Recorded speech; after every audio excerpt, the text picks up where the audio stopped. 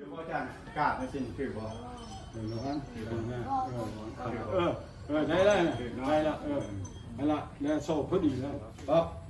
เราลงมา ครับโอ้มันเข้าอันนี้เยอะคัดย่อหลาย ย่ออะไรนี่ย่อแล้วเข้า คันตัวไปคอยมันถือกันเนาะโอ้เมาได้เนี่ยนี่เนาะโอเคเอาไปนะอาจารย์ นี่นี่ปั๊บนี่ตัวซองหินได้นี่ดึงดึงไว้ แล้วเอามาใส่นิ้วโป้ง ดึงอย่ารับตา ไว้นี่ ตาสุดเขา แล้วก็ ไว้นี่ โป้ง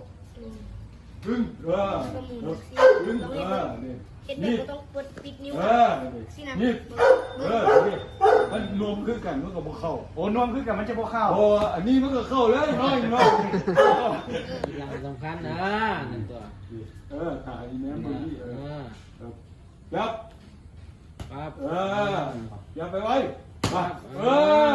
หัวดิตรงนะ ต้องให้ถึงงาน ตรงอันนี้สิเนี่ยคอยบอกนี่ ยักษ์ยักษ์ โอ้ที่ยกถามว่ายกเข้านะ